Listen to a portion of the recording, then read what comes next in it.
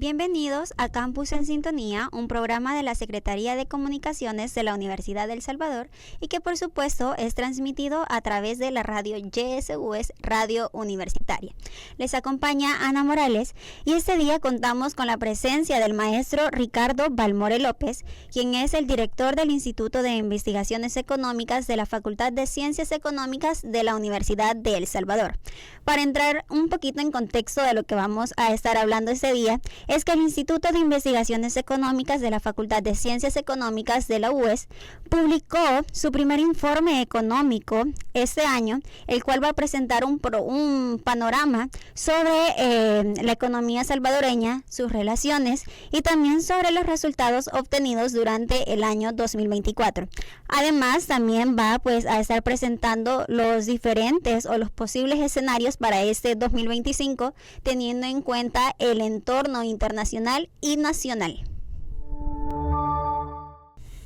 Bueno, maestro Ricardo, me gustaría que empezáramos con la primera pregunta, que es ¿cuáles son los objetivos principales de este informe económico 2024 y las perspectivas 2025 que es presentado por este Instituto de Investigaciones Económicas? Bueno, dentro de los objetivos que tenemos para el informe económico es dar a conocer la coyuntura económica y específicamente el comportamiento de la actividad económica de nuestro país relacionado con la producción interna, con las exportaciones, con las importaciones, el crédito, el comportamiento de la política fiscal y también el impacto que podría tener algunas medidas extranjeras sobre la economía salvadoreña, específicamente las políticas migratorias y las políticas arancelarias que se quieren implementar en Estados Unidos.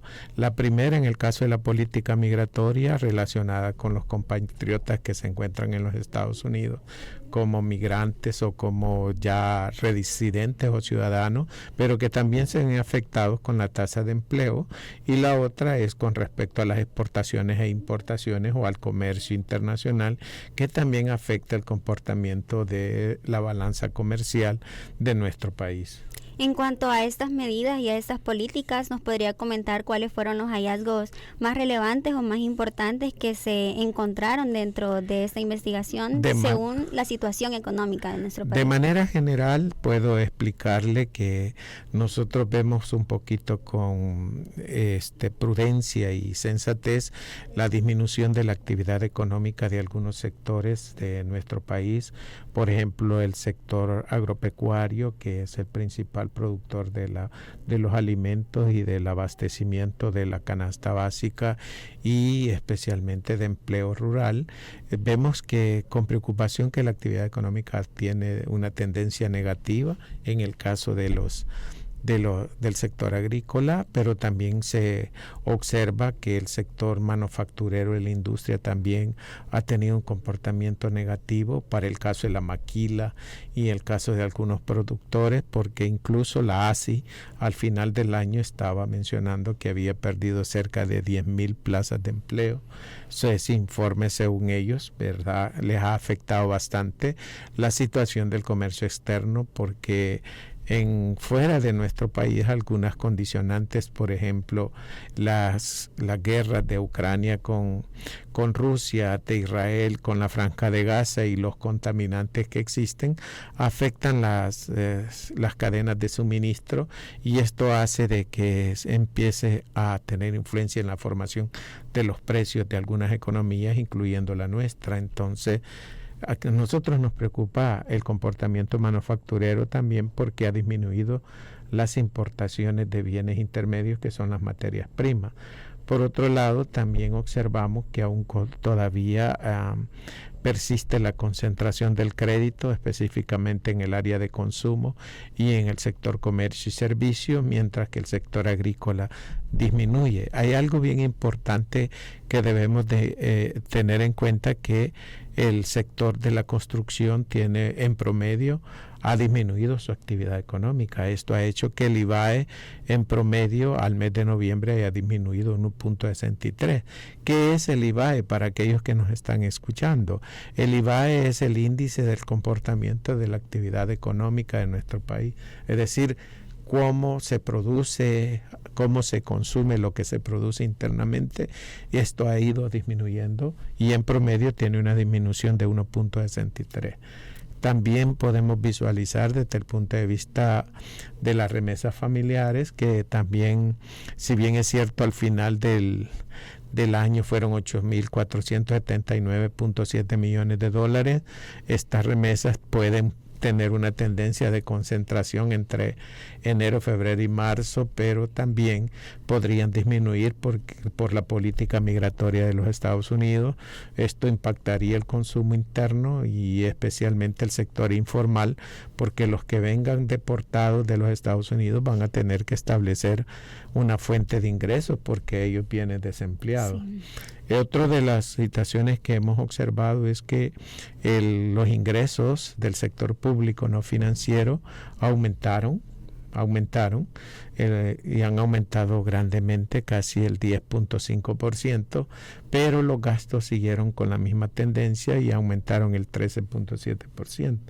Esto significa que los ingresos no pudieron cubrir los gastos y entonces nos da un problema porque ya para nuestro país los balances y las cuentas fiscales representan indicadores negativos, abonado a esto con los problemas del déficit fiscal, el desarrollo local y de las pensiones. Entonces eso es producto de una situación fiscal en donde producto de ello es que estamos visualizando el acuerdo de stand-by del Fondo Monetario Internacional, que va a financiar algunas actividades del sector público. Bien, maestro, sabemos que también en estos tiempos es un poco difícil acceder a este tipo de información. Me gustaría que nos comentara cómo es que ustedes obtenieron pues estos datos y qué fuentes utilizaron para hacer este informe. Bueno, nosotros como INVE tenemos nuestras propias líneas base, alimentamos con la base del Ministerio de Hacienda, el Banco Central de Reserva, el Ministerio de Economía, el Ministerio de Agricultura y algunos tanques de pensamiento extranjeros, y también tenemos acceso a la línea base del Fondo Monetario Internacional y del Banco Mundial, porque todas las publicaciones que hace el banco nosotros tenemos acceso. Ahora, interpretar la información y darle línea a la información ya es tarea del INVE a través de los investigadores auxiliares y mi persona, en donde nosotros tratamos de consolidar la información y hacerle técnicamente el trabajo, porque toda la información que maneja y que se publica en el informe económico es información oficial. Bueno, también sabemos que en este informe se mencionan estas perspectivas que se tienen para el 2025. ¿Nos podría comentar cuáles son pues los principales desafíos en cuanto a la situación económica que se viene en el país? Dejando de lado o tocando menos lo de las políticas migratorias, que ya sabemos que es un hecho que sí se va a ver francamente en el país. Bueno, los principales desafíos que tiene en estos momentos la administración es la reforma del sistema de pensiones.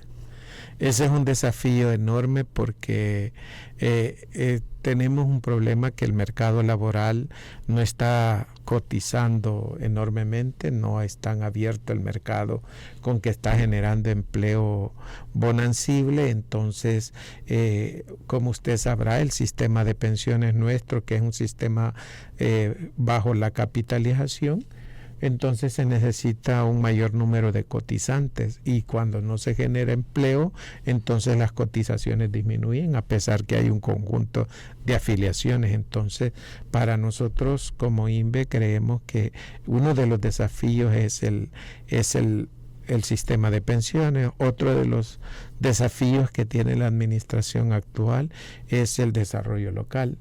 Como usted sabrá, muchas de las alcaldías de los municipios y distritos tienen problemas en la gestión de proyectos, específicamente proyectos comunales y de desarrollo comunal como agua potable, electricidad, carreteras y otros.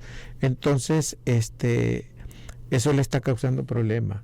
Y el desarrollo local implica, si no se lleva a cabo, implica crecimiento de desigualdad, y eso implica también indicadores de pobreza, aumento de la pobreza y otros factores más. Eso. Y el otro desafío es cómo incentivar la actividad económica. O sea, que la inversión que se tiene planificada por parte de la Administración Central se lleve a cabo. Por ejemplo, si se va a hacer el aeropuerto y el tren del Pacífico, ¿cómo se va a conectar? Si estos se van a conectar con el puerto de Cutuco y con la carretera Fomilenio, que en primer lugar se concibió como un canal seco que conectaría el puerto de Cutuco con el puerto Barrio a través de Anguiatú. Tendría que modernizarse la frontera de Anguiatú y mejores calles de Guatemala a Río Hondo. Entonces son desafíos que tiene el desarrollo local. Igual se tiene desafíos sociales. Por ejemplo, cómo mantener los indicadores de seguridad pública a sabiendas que se tiene un conjunto de personas retenidas y que hay que alimentarlas y que hay que establecer un plan de inserción más adelante, y son desafíos que implican recursos públicos. Sí, siento que dejamos de lado que esto es como una cadenita, que no solo es como pues solucionar el tema de la seguridad, sino se soluciona pues el tema al mismo tiempo de la educación, de la salud y del desempleo también, porque sí se puede ver un evidente pues cambio en la seguridad, pero a qué largo plazo va a estar esa seguridad si las personas no tienen pues los medios para tener una vida digna. Usted misma lo ha dicho y es correcto, son valores agregados que hay que tener en cuenta. Como usted sabrá, hay que mejorar el sistema sanitario. El sistema sanitario no implica solo tener edificios bonitos, sino que implica tener el recurso especializado, también implica tener el abastecimiento como medicina. Y acuérdese que en los 3 niveles tienen necesidades, tanto el nivel de salud, de clínicas, como también de hospitales y regionales, como también las diferentes divisiones del sistema sanitario, la prevención, el ambulatorio y el hospitalario, que también necesitan atención. En el caso de la educación, igual hay que financiar la infraestructura educativa, hay que formar nuevos niveles educativos, nuevos formatos de educación, como también hay que establecer el mecanismo de acceso a la educación. Lo que sucede es que en los últimos días hemos observado que, dada la política restrictiva de recursos públicos que se ha tenido, algunos centros educativos han sido afectados en no entregar el desayuno o no entregar el bono escolar, no atender las necesidades de las escuelas, inclusive en infraestructura.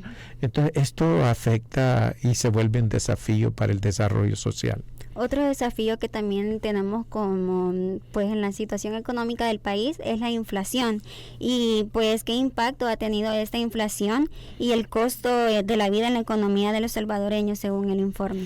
Bueno, según el informe, la canasta básica ha disminuido casi el 8%. Para una mayor información, con gusto le puedo facilitar datos que nos hagan visualizar en cómo se ha comportado la canasta básica. Por ejemplo, la canasta básica urbana ha disminuido el 4.28%, o sea, 246.06, y la rural ha disminuido el 3.8%. La canasta básica en general ha disminuido el 4%, que equivale a 212.53 la canasta básica. Si bien es cierto, la mayoría de nosotros visualizamos los alimentos como parte del proceso inflacionario, la inflación durante los últimos 3 meses ha disminuido, ha tenido una tendencia negativa, pero esto es referido a los alimentos por las políticas de abastecimiento y las políticas de control de precios que se han implementado a través de las políticas del consumidor y el control de precios que se les dio a los centros de abasto, por ejemplo, a Tiendona.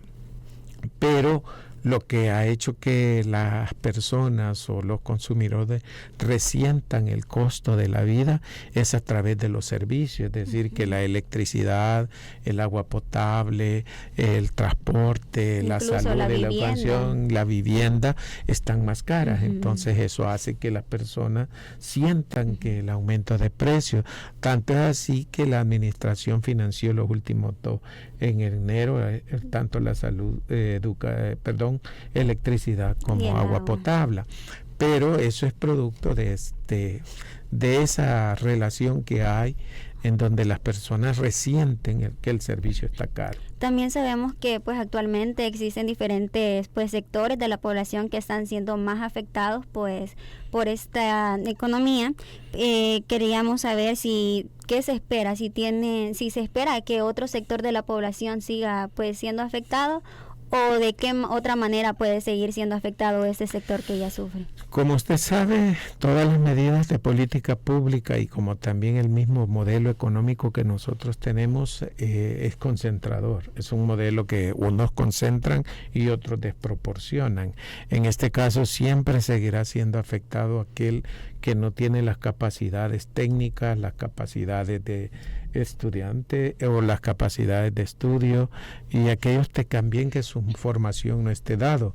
Preocupa que en nuestro país la productividad es bien baja porque el 79.9% de la población, según los últimos datos del censo que presenta el Banco Central, tiene menos que el bachillerato.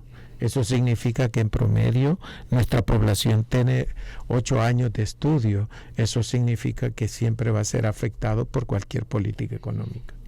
También quisiéramos saber cómo ustedes, pues los economistas, resienten pues estos últimos cambios o estos cambios a los aranceles de los productos de parte de los Estados Unidos a los diferentes países. Sabemos que no es directamente a nosotros, pero quiérase o no, pues tenemos vínculos y relaciones comerciales con estos otros países. ¿Cómo nos va a afectar pues estos aranceles? Fíjate que en el caso de los aranceles, como es una política interna de cada uno de los países, ¿verdad?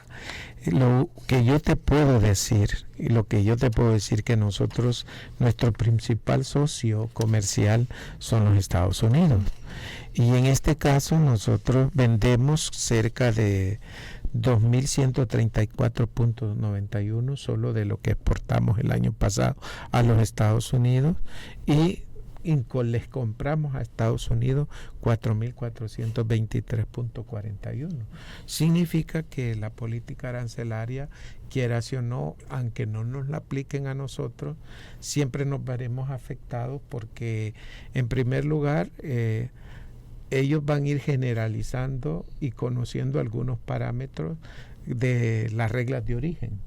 Y las reglas de origen son las que se establecen para cuando, por ejemplo, la economía tiene aquí la producción china, por ejemplo, y aquí nosotros producimos y aquí solo le agrega mano de obra y se exporta para Estados Unidos. Entonces Estados Unidos te va a decir, mire, ¿y a dónde estaba la materia prima? En China. No, entonces esto no puede entrar porque va a entrar con los aranceles chinos. Entonces, etcétera. O sea, nos van a aplicar las reglas de origen. Por otro lado, también tenemos una relación bien extraña con el caso de China. Nosotros a China solo el año pasado solo le vendimos 52.8 millones de dólares. Eso fue lo que le vendimos. Pero le compramos 2.731.73 millones. O sea, nosotros tenemos una relación mala comercialmente con China en ese sentido porque le compramos más de lo que ellos nos venden. Entonces es una regla comercial mala. Y es una situación que así la está plasmada y nosotros solo estamos plasmando los datos que el mismo Banco Central de Reserva maneja y lo establece, que una relación no es igual, es una totalmente desigual. Entonces, nos preocupan las medidas de comercio internacional porque eso hará que la productividad interna disminuya, porque la gente no va a vender, los empresarios no van a vender, Y si venden, van a vender pagando impuestos. Eso se vender puede más trasladar caro a nosotros y entonces nos puede volver los productos más caros a nosotros. En cuanto a la inversión extranjera, ¿cómo se posiciona El Salvador en comparación con los países de nuestra región y qué se recomienda pues para mejorar esa posición que tenemos? Bueno, en América Latina el que más recibe inversión directa es Brasil. En estos momentos Brasil es el que tiene la mayor tasa de inversión extranjera. La mayoría de países de América Latina no han tenido el mismo comportamiento de inversión por sus condicionantes, ya sea por su marco normativo, o sea, las leyes que existen, o por el tipo de aranceles o el tipo de incentivos fiscales, porque toda inversión extranjera necesita incentivos. En el caso de El Salvador, la inversión negativa respecto a los países centroamericanos es negativa. ¿Por qué la inversión extranjera es negativa? Porque incluso se están cerrando algunas empresas de maquila aquí. ¿Pero por qué? Porque el costo de los servicios y el costo de la mano de obra. El costo de la mano de obra, de acuerdo a las maquilas, es más barata en Honduras y es más barata en Nicaragua. Entonces, muchas maquilas se han trasladado para allá y han cerrado. Otro de los problemas que han cerrado no solo es por el costo, sino que también por los mercados. Como les repito, los mercados se han estado cerrando. Los mercados no han demandado, dada la situación económica de algunos países con esto de la inflación, en donde regularon los créditos y el apalancamiento de capital, es decir, los créditos a tasas altas en los Estados Unidos para adquirir vivienda, para consumir, etcétera. Entonces esto ha hecho que nosotros tengamos un comercio desigual y entonces la inversión extranjera también se retira. Ahora, por otro lado, hay que tomar otro factor. Además de ese, hay un factor que se llama factor Trump. El factor Trump es que Trump está llamando todas las inversiones que se han ido. Recuérdese que algunas empresas X, llámese X, empresas X, Y, Z, se han ido a invertir a Tailandia, a Bangladesh, a Lagos, a las mismas, a Vietnam, a Corea y a otros países, se han ido por la mano de obra. Es más barato. Por eso, pero ahora les está diciendo Estados Unidos, si vos querés vender aquí en el mercado, tenés que venir a producir aquí. Entonces toda la empresa extranjera que estaba allá se está regresando a su país de origen, porque si no, no va a poder vender en Estados Unidos. Entonces, si bien es cierto, va a generar empleo interno la empresa, como algunas XYZ empresas, pero van a generar desempleo en otro país. Entonces, porque van a trasladar, eso se llama economía proteccionista. Entonces, ese factor hay que verlo, que ya no va a ser tan fácil que va a venir inversión directa a nuestro país debido a que tenemos este problema. Ya para ir finalizando, maestro, ¿nos podría comentar qué papel juega pues la educación económica y esas diferentes investigaciones que realiza el Instituto de Investigación Económica, tanto en políticas pues públicas de nuestro país? Bueno, para mí es importante que nuestros estudiantes, nuestro personal de la Universidad de El Salvador, sea docente o académicos administrativos o trabajadores de servicios, conozcan de la información, porque es una información hecha técnicamente, científicamente relacionada, una información que no es tan fácil de digerir, pero que también es lindo conocer, importante, porque nuestra gente debe estar informada. Nuestra gente debe de conocer cómo está nuestro país, no para decir que no va a estar de acuerdo o de acuerdo con alguna situación del entorno y de la administración, etcétera. Nuestra gente debe de educarse. Nuestro trabajo como Instituto de Investigaciones es hacer trabajo que les permita educarse y también conocer, tener conocimiento antes de opinar, porque muchas veces a nosotros nos dicen algunas cosas y no conocemos. Por ejemplo, nuestra población desconoce lo que es el acuerdo stand-by. El acuerdo stand-by no es otra cosa más que una regulación que ha implementado el Fondo Monetario Internacional a nuestro país, pero no porque quieran intervenir, sino que porque nosotros somos miembros de ellos. Antes de que ellos intervengan, nosotros somos miembros. Tenemos concejales y gobernadores allá, nombrados por nuestro país porque somos miembros de esa empresa. Entonces estamos obligados a recibir, pero para que nosotros recibamos del fondo tenemos que reunir condiciones, y esas condiciones son transparencia, manejo de las cuentas fiscales, manejo de las cuentas monetarias y otras. Entonces, todo eso está en el informe.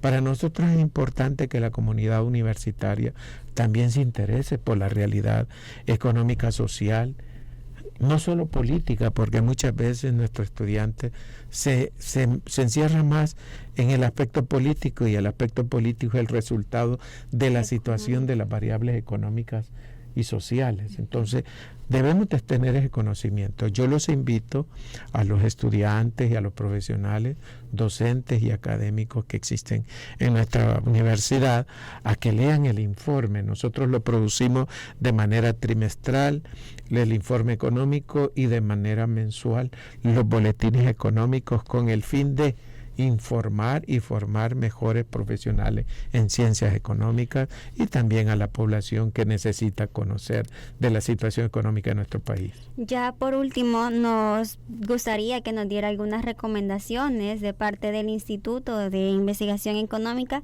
pues para mejorar esa estabilidad económica de nuestro país, tanto a corto como a mediano y largo plazo. Bueno, para nosotros como INVE, en el corto plazo se necesita incentivar la inversión pública multiplicativa, más que todo aquellas que se realicen en el desarrollo local, en donde la población genere empleo y que las alcaldías tengan la oportunidad de hacer proyectos que le genere oportunidades laborales a la misma población, pero que lo realice la población, porque tenemos un problemita bien técnico en estos momentos en las comunidades, es decir, que tal vez una comunidad necesita una calle, llega una empresa, lo pavimenta en 3 días, pero la empresa llevó trabajadores de otro lado.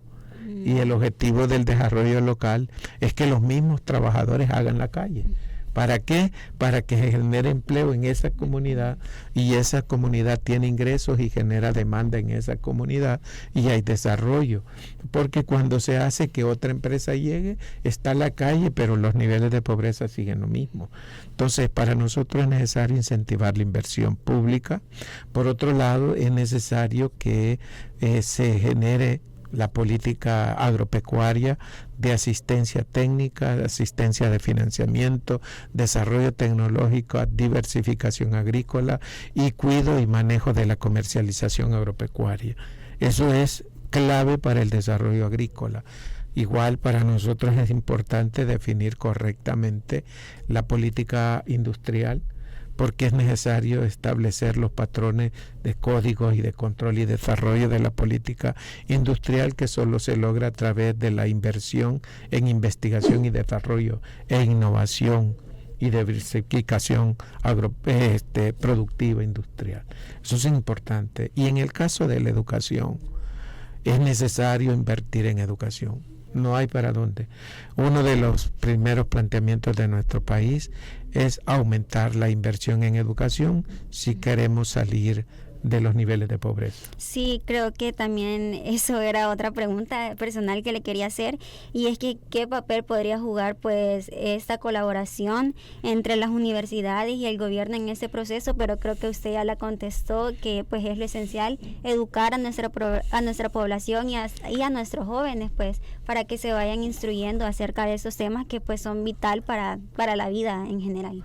Fíjate que también hay un proyecto que podemos tomar allí, en este caso que la universidad se vuelve incubadora de ideas, de emprendedurismo, pero un emprendedurismo de mediano y largo plazo, no de corto plazo, que les permita crecer y llegar lo más lejos posible a nuestros jóvenes, creando oportunidades y fuentes de trabajo, porque lo más importante ahorita es crear nuestras propias fuentes de empleo. Entonces la educación es un papel súper importante en este sentido. Bueno, muchas gracias, maestro Ricardo. Agradecerle por haber aceptado la invitación a este espacio, a esta entrevista, y sin más le concedemos el espacio para que pueda despedirse.